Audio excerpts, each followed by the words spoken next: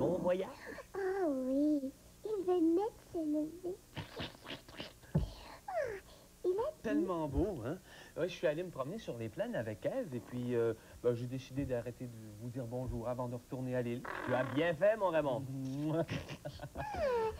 je suis contente de te voir. Et à quoi est-ce que vous jouez tous les deux? Au chinois. Au chinois? C'est une vraie semaine chinoise ici. Ouais, le grand-père de mon Émilie, il vient d'arriver de la Chine. Oh, gerbe de blé, c'est loin, ça? Et l'école monte une histoire chinoise. Ouais. Ben, je comprends. Ah, mais j'y pense, Raymond.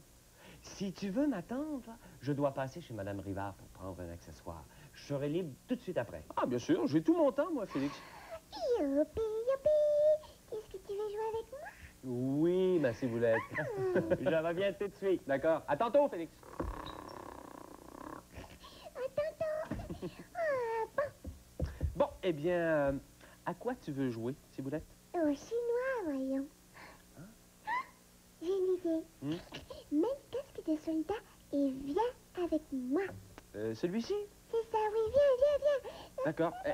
Mais ciboulette, attends-moi, là. On ne pourra pas se parler, Raymond. Ciboulette, nous sommes les gardiens de la grande muraille de Chine. Toi, tu fais le guet ici, dans ta tour, Oui. et moi, là-bas, dans l'autre tour. Ils n'avaient pas le droit de parler, les gardiens de la grande muraille de Chine. Et bien sûr qu'ils avaient le droit de parler, Ciboulette. Mais tu vois, nos tours d'observation sont beaucoup trop éloignées l'une de l'autre pour qu'on puisse communiquer par la parole. Ah bon? J'ai une idée. On peut crier. Hein, Raymond? Les soldats crient toujours « Ennemi en vue à l'attaque !» Non, Ciboulette, pas besoin de crier, non. Tu vois, les soldats chinois avaient un système de communication beaucoup plus efficace. Qu'est-ce que c'est, Raymond? Ceci. Un mouchoir? Non, attention, un drapeau. Un drapeau à pois? J'ai jamais vu ça. Moi non plus, Ciboulette, mais j'ai bien l'impression qu'il va falloir se contenter de 2 drapeaux à pois. D'accord, Raymond.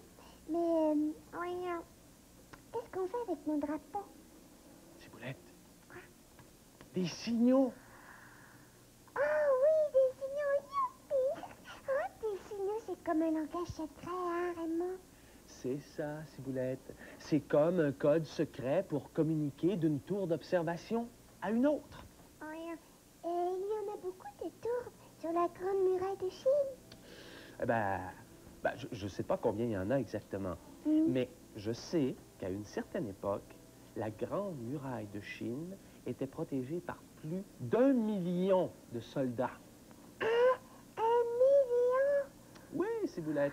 Oui, ils étaient répartis en petits groupes et ils vivaient, ils logeaient dans des tours d'habitation, des tours d'observation. Ça doit prendre beaucoup de tours pour loger 1 million de soldats. J'imagine que oui, Ciboulette. D'autant plus que la grande muraille était défendue en plusieurs points. Oui, parce qu'elle s'étendait sur une grande partie du pays. Ah oui. Mais nous, on en aura assez de 2 tours, hein, Raymond? Notre bout de muraille est tout petit. Oh, bien sûr que oui, Ciboulette. Avec ta tour d'observation et la remise, on couvre la clôture au grand complet. Raymond! Ben, pas la clôture, la muraille! Oh! C'est vrai, soldat Ciboulette, la muraille. Bon, eh bien, moi, je vais à mon poste, hein? Tour de la remise, en avant, marche! Raymond! Quoi? Mon drapeau! Oh, oui. C'est vrai, j'oubliais, Ciboulette. Soldat Raymond! Oh! Les signaux! Mais oui, les signaux, Raymond, on a besoin d'un code secret. Raymond, l'ennemi approche. Soyez prudent, soldat Raymond. L'ennemi est en conférence pour le moment, soldat Ciboulette. Allez, vite, on a juste le temps de préparer notre défense. J'ai un plan. Vite. J'arrive.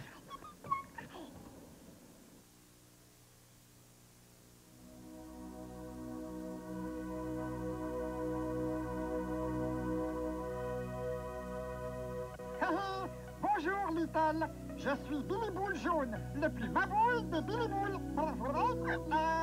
Bienvenue au Clini Billy. Au Clini Billy, oui, oui. Mais attention, je pense que ton frère Tony roule un peu vite. Voilà. Devant Tony, il y a une falaise.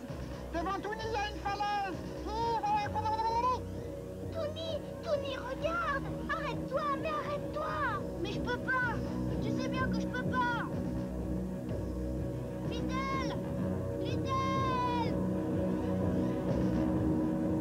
Tony!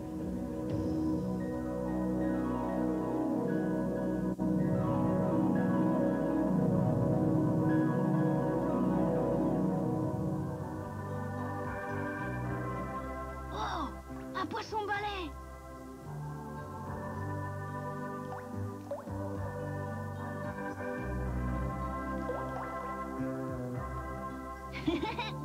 Des poissons casse-noix.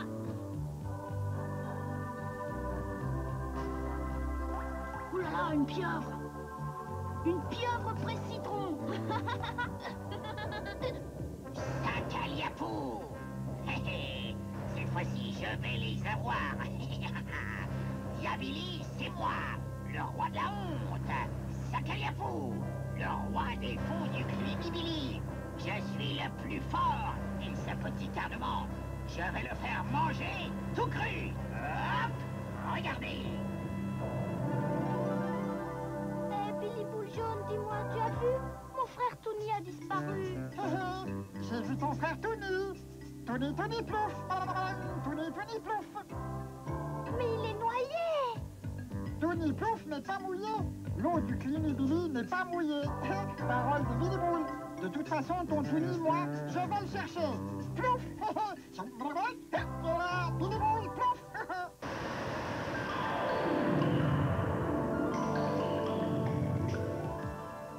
À droite, il y en a plein. Tout ça, c'est pour toi. Vas-y, mange, Mio, mange. Voilà. Contente, Mio. Mio, à gauche, vite. Tu es trop bien pour le voir, mais c'est le meilleur poisson du monde. À gauche, encore à gauche. Voilà. Little! Plus. Attends. Little! Vas-y, ouvre la bouche. Voilà. Et hop là. J'ai sacrément réussi mon coup. Sacaliapou. Tu es un bien curieux poisson. Jamais je n'en avais mangé de pareil. D'où viens-tu donc? Je ne suis pas un poisson. Je suis un enfant de la Terre. J'habite dans la banlieue des Aiguilles. Je m'appelle Tony. Décidément, aujourd'hui tout est différent. Je n'ai pas reconnu la voix de mon poisson pilote, et voilà que j'avale un poisson Tony qui parle. C'est tout foutu. Mio a mangé Tony. Mais qui est Mio? Mio, c'est la baleine myope du Clini Billy. Elle a mangé Tony? Il faut faire quelque chose. Allez, on y va. Accroche-toi, vite.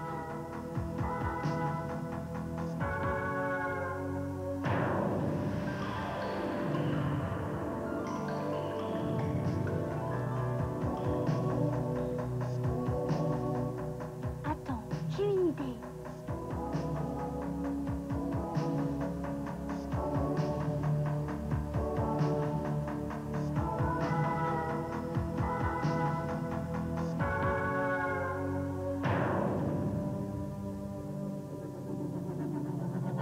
Sacaliapou. Et qu'est-ce qui se passe? Mon rouli-bouli ne répond plus. Allez. Hé.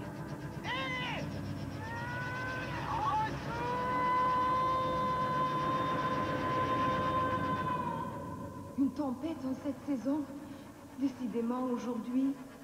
Mais où est passé mon poisson pilote? Laisse-moi sortir. J'y vois bien clair, moi, pour être guidé. D'accord, poisson Tony.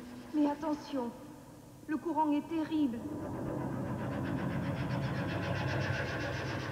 Tony! Tu es vivant! Il faut sortir de ce monstre! Mais non!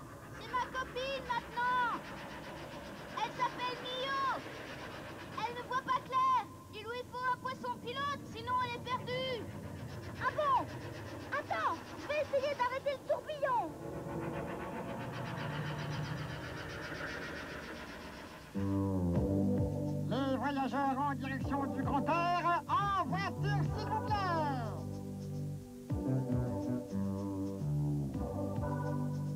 quel courage, quelle détermination. Des Lilliboules comme moi, il y en a qu'un, il y en a qu'un. Hein, les copains? Au revoir, Mio. Au revoir, Mio.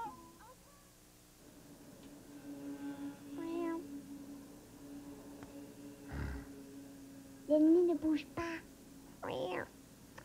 Oh, c'est long à attendre. Si ça continue, la nuit va tomber. Oh non. Raymond! Chut! Ne crie pas, Ciboulette. Serre-toi de ton drapeau. Je ne peux pas, Raymond. Il n'y a pas de signal pour dire ce que j'ai à dire. Est-ce que tu aurais oublié quelque chose? Oui, Raymond. Qu'est-ce qu'on fait si l'ennemi n'attaque pas avant la nuit? On attend qu'il attaque. C'est notre métier de gardien de la muraille. Oui, mais Raymond, la nuit, il fait noir.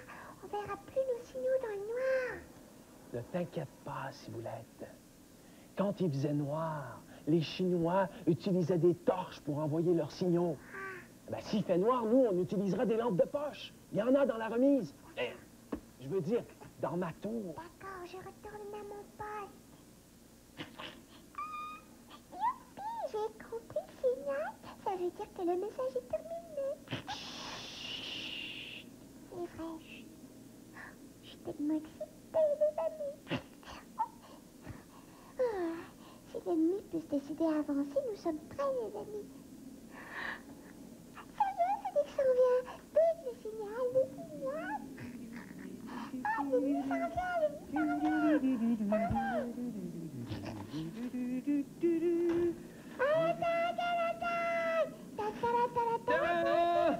On ne passe pas! Eh, mais c'est la guerre ici! Nous sommes les gardiens de la muraille de Chine. Ah oui! Ah ouais! Eh bien, c'est parfait. Hey, Quoi?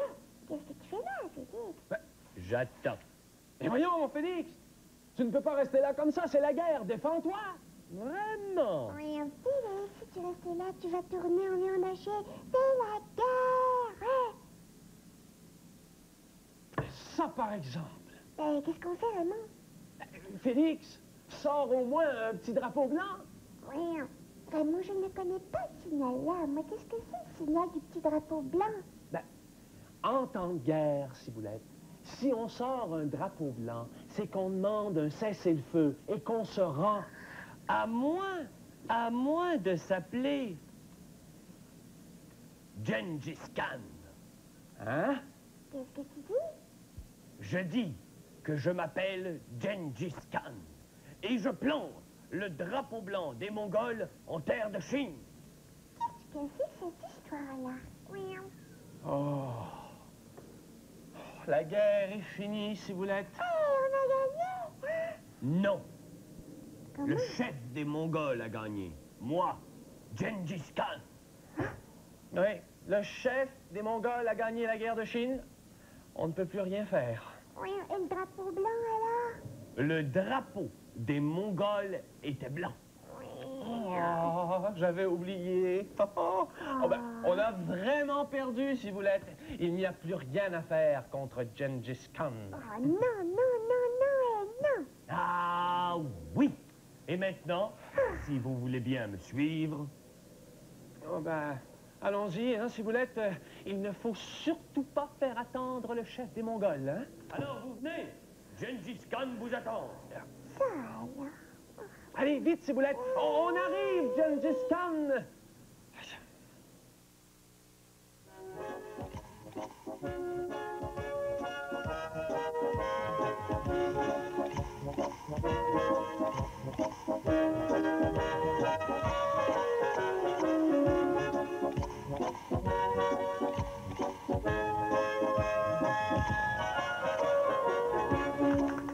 Bonjour, l'équipe de Croque-Note est heureuse de vous souhaiter la bienvenue.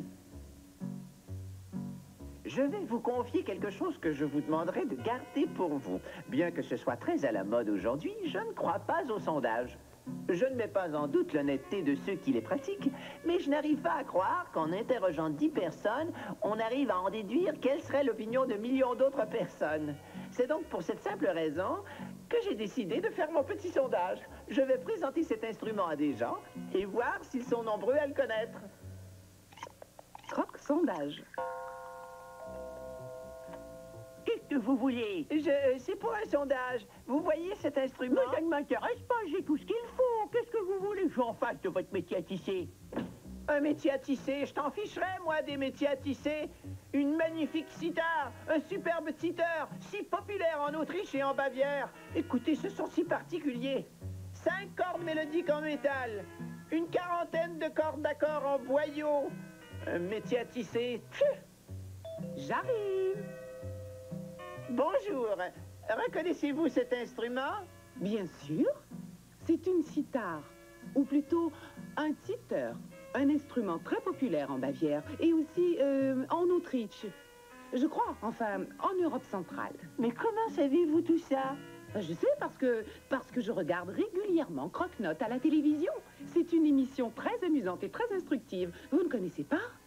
Ça passe en ce moment. Entrez, aujourd'hui c'est la sitar. Très intéressant. Justement, vous pouvez voir le célèbre professeur Krockenspiel qui nous parle de toutes les sitars qu'on trouve dans le monde. Et de la famille des lyres, dont l'origine peut être située en Égypte ou en C'est Mésopotamie. passionnant, hein?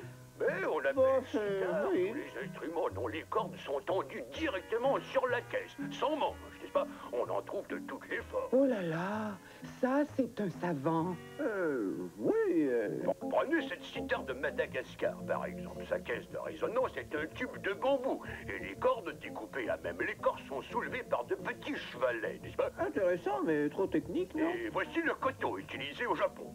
Il s'agit d'une sitar sur table dont le résonateur n'est qu'une simple plonge bombée, n'est-ce pas? Ensuite, je vous présente l'arpanetta, une sitar allemande dont on joue verticalement. Il va finir par nous endormir avec toutes ces explications. Disposées de chaque côté de la... Écoutez ce qu'il dit. En Inde, cet instrument porte le nom de vina. Tous ces noms exotiques, ça me donne envie de voyager. Il est bien gentil, le professeur, mais je ne le trouve pas très amusant. Oui, il s'agit d'un type de sitar, car ceci n'est pas un manche, mais ce qu'on appelle un corps de résonance creux. Hé, moi qui comptais voyager gratuitement, c'est raté. Est-ce que les Indes, c'est dans votre direction? Il n'y a pas de quoi hurler de rire. Vous voyez enfin l'épinette des Vosges à ma droite et la douce mer des Appalaches à ma gauche. Leur forme peut faire penser à des sortes de violons, mais ce sont des sitars sans manches. Et maintenant, une page de publicité. Enfin, ça va nous permettre de respirer un petit peu. Sitar égouttoir, sitar boîte à cigares, sitar coupe citron, sitar porte-savon. Il n'est jamais trop tard pour offrir une sitar. Vous trouvez ça amusant, vous? Taisez-vous. Enquête à domicile. Qui ça va être encore? Nous nous rendons maintenant chez Madame Marie Croquette, 218 avenue de la Boîte à musique. Le nom de Madame Croquette a été tiré au sort. Mais il s'agit de moi. Oui, et je vais avoir l'honneur et le plaisir de vous jouer un petit air de sitar.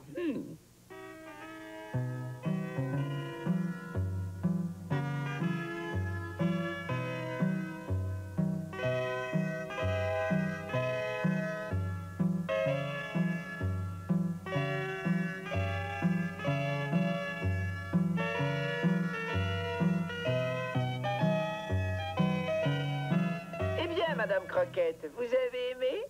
Beaucoup. Et vous? Oh! Alors, que pensez-vous de l'hospitalité de Gengis Khan? Eh bien, tu fais de bons biscuits, Gengis Khan. Quoi? Gengis Khan, Ciboulette. Ah. Est-ce que tu es toujours aussi gentil avec tes prisonniers de guerre? C'est-à-dire... Ouais, c'est-à-dire que... C'est-à-dire qu'on a été très chanceux. Hein, Gengis Khan? C'est ça, Raymond. Vous avez été très chanceux. Oui, et comment ça?